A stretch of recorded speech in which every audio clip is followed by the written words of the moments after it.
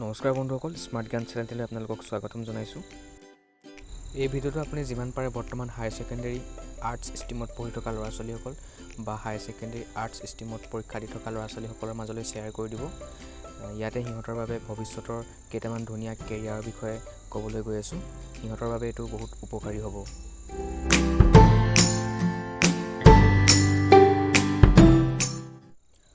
বহু ল'ৰা ছোৱালী বা বহু অভিভাৱকৰ এটা মনতে ভাৱ থাকে যে এইচ আৰ্টছত কৰাৰ পিছত BA কৰাৰ বাদে বেলেগ একো প্ৰফেশ্যনেল কোৰ্চ নাথাকে।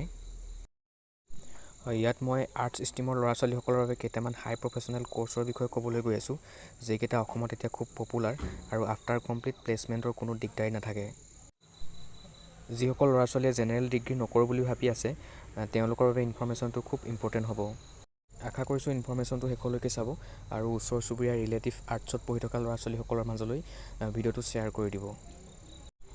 আৰ্টছ ষ্ট্ৰীমত হায়াৰ ছেকেণ্ডেৰী কমপ্লিট কৰা ল'ৰা ছোৱালীসকলৰ বাবে প্ৰথম এটা কোৰ্চ আছে BA LLB। হায়াৰ ছেকেণ্ডেৰী বা ডিগ্ৰী যিকোনো এটা কৰি এই কোৰ্চটো কৰিব পাৰি। যদিহে আপুনি হায়াৰ ছেকেণ্ডেৰী কমপ্লিট কৰি কোৰ্চটো কৰিবলৈ যায়, তেতিয়া কোৰ্চটো আপোনাৰ 5 বছৰীয়া হ'ব। ইয়াৰ বাবে এটা প্ৰিলিমিনাৰী এণ্ট্ৰেঞ্চ দিব লাগিব, যিটো ক্লেড কমন ল' এডমিশ্যন টেষ্ট বা LSAT ল' স্কুল এডমিশ্যন টেষ্ট বুলি জনা যায়। আৰু এই এণ্ট্ৰেঞ্চটোত আপুনি ৰেংকিঙৰ ওপৰত অসমৰ কোনোবা এখন ল' কলেজত ছিট পাব।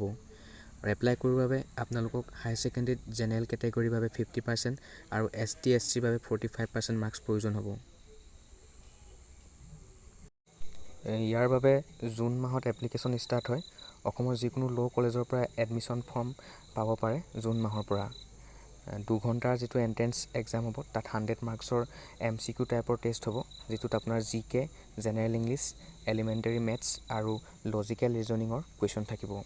বৰ্তমান অসমত প্ৰায় 30খনমান ল' কলেজ আছে আৰু আৰ্টছৰ ষ্টুডেণ্টৰ বাবে এইটো এটা বহুত হাই ৰেংকৰ কোৰ্চ হ'ব পাৰে।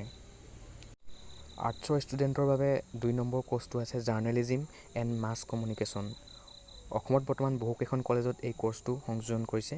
এই কোৰ্চটো কৰাৰ পিছত নিজকে আপুনি জাৰ্নেলিষ্ট বা news reporter, TV correspondent, producer, radio' jockey যাক আমি RJ বুলি কওঁ, public relation officer, content writer হিচাপে প্ৰতিষ্ঠা কৰিব পাৰিব। প্ৰাইভেট কলেজৰ উপৰিও অসমৰ চৰকাৰী বহু কলেজত আজিকালি এই কোৰ্চটো উপলব্ধ। নম্বৰ 3ত আছে BBA, যাক বেচেলৰ অফ বিজনেছ এডমিনিষ্ট্ৰেশ্যন বুলি কোৱা হয়। হায়াৰ ছেকেণ্ডেৰী সকলো ষ্ট্ৰীমৰ ল'ৰা ছোৱালীয়ে এই কোৰ্চটো ল'ব পাৰে। বেচৰকাৰী বহু কলেজত এই কোৰ্চটো উপলব্ধ যদিও বৰ্তমান অসমৰ 2-এখন চৰকাৰী কলেজতো কোৰ্চটো সংযোজন কৰিছে।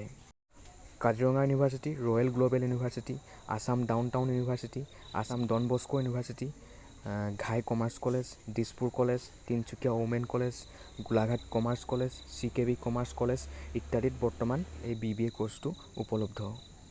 আৰু BBA কৰাৰ পিছত আপুনি বহুকেইটা কেৰিয়াৰ পাব পাৰে।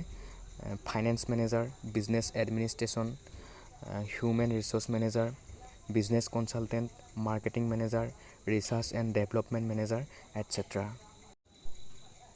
আৰ্টছৰ ষ্টুডেণ্টৰ বাবে নম্বৰ 4ত আছে ফেশ্বন ডিজাইন নামৰ এটা কোৰ্চ। আৰু ফেশ্বন ডিজাইন কোৰ্চটো প্ৰফেশ্যনেল কোৰ্চ হিচাপে লোৱা হয়। ইয়াৰ কেইবাটাও ভাগ থাকে: clothing design, footwear design, accessories design, costume design.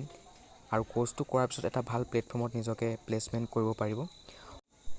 অসমত চৰকাৰীভাৱে Assam agriculture university, Assam science and technology university Guwahati, Assam women university Jorhat, Indian institute of technology গুৱাহাটীত এই কোৰ্চটো উপলব্ধ। আৰ্টছৰ ষ্টুডেণ্টৰ বাবে নম্বৰ 5ত এটা কোৰ্চ আছে হোটেল মেনেজমেণ্ট। এই কোৰ্চটো কমপ্লিট কৰাৰ পিছত যথেষ্ট কেৰিয়াৰ পাব পাৰে: general manager, residential manager, executive housekeeper, front office manager, tour management, kitchen management. Certificate, diploma, degree এই 3টা বিভাগত এই কোৰ্চটো কৰিব পাৰিব আৰু সকলো বিভাগৰ ওপৰত বেলেগ বেলেগ কেৰিয়াৰ অপশ্যন থাকিব। কমপ্লিট হোৱাৰ পিছত যিকোনো জেগাত আপুনি প্লেচমেণ্ট পাব পাৰে। অসমত কাজিৰঙা ইউনিভাৰ্চিটি, ৰয়েল গ্ল'বেল ইউনিভাৰ্চিটিৰ উপৰিও বহুকেইখন প্ৰাইভেট কলেজত ইয়াৰ কোৰ্চ উপলব্ধ। চৰকাৰী 2-এখন কলেজত ইয়াৰ চাৰ্টিফিকেট আৰু ডিপ্ল'মা কোৰ্চ পোৱা যায়। আৰ্টছৰ ষ্টুডেণ্টসকলৰ বাবে এটা ডিপ্ল'মা কোৰ্চ আছে ITI, আৰু এইটো টপ ৰেংকৰ ডিপ্ল'মা কোৰ্চ হয় সকলো ল'ৰা ছোৱালীৰ বাবে। বৰ্তমান সময়ত ITI কমপ্লিট কৰাৰ পিছত প্লেচমেণ্টৰ কোনো অভাৱ নাই। অসমত প্ৰায় বৰ্তমান 28খনমান ITI কলেজ আছে আৰু ইয়াতে বিভিন্ন বিভাগত পঢ়াৰ সুবিধা আছে।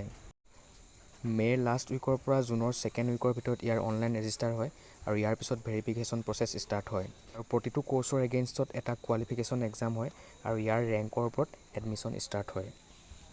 যদিহে ইনফৰ্মেশ্যনটো ভাল পাইছে লাইক কৰিব আৰু ওচৰ চুবুৰীয়া ৰিলেটিভৰ মাজত ভিডিঅ'টো শ্বেয়াৰ কৰি দিব যাতে সিহঁতে কোৰ্চকেইটাৰ বিষয়ে গম পায় আৰু যদিহে আপুনি মোৰ চেনেলটোত নতুন হয় ছাবস্ক্ৰাইব কৰি ল'ব।